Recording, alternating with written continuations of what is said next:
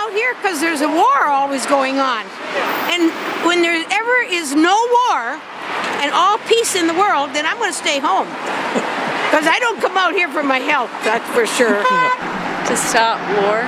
Well, I'm here because I need to be here. We've been here every week, never missed, even on a holiday. I have been here almost every time. We were against the sanctions and against the war in Iraq. And Marie had gone to Iraq in '98, and she was very much involved in that. Because I think it's very, very important to have a public presence against war.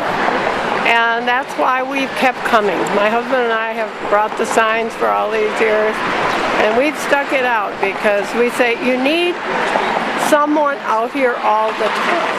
But I do think it does make a difference, and I think you often don't know what kind of difference you're making until a long time later, if ever.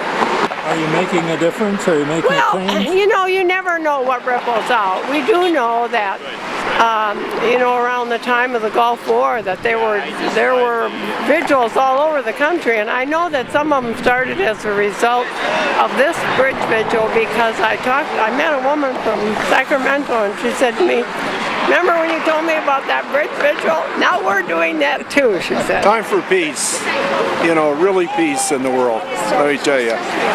And people are weary of war. The American people do not want war now.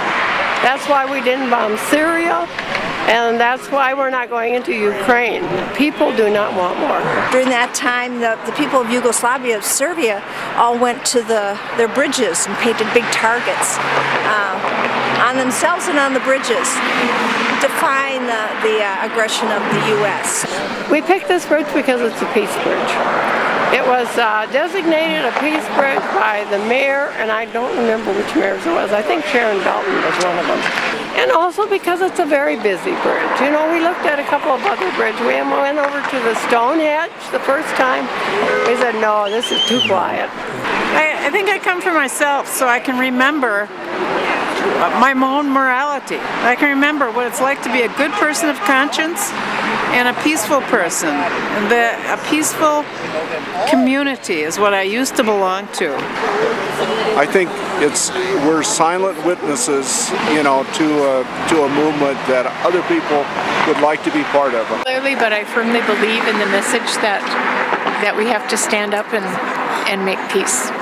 Why do we do that? Because we are against war and we are against the sanctions. Thanks to Marie and John for being here, or making sure the signs were here every Wednesday over these last 15 years. I'm here to protest all wars, and right now I'm working primarily on one of the worst wars in the world presently is in Syria. I think, you know, Marie Braun and John, they're the steadfast makers and shakers of making this thing happen continually. To make sure that the idea of bringing peace in the world is not dead by any means. I come to make a statement and to tell other people that there are people who speak out against the war and speak out what our government's doing, and that we can be the change. I think we're raising consciousness, and I think the American people are slowly getting aware of the worst human tragedy on the planet Earth today, and that is in Syria. Why am I here? Well, I'm part of the sister city group between Najaf, Iraq and Minneapolis, and we've had a lot of guests from Iraq. I have a lot of friends there now. And someday maybe we won't have to go out and have a peace vigil, but until then, we have to keep showing up. And, you know, it always makes a difference. It may be very subtle, it may be, but it's, people want, in this society nowadays, people want instant gratification. They want dramatic changes and dramatic differences. Well, that doesn't happen.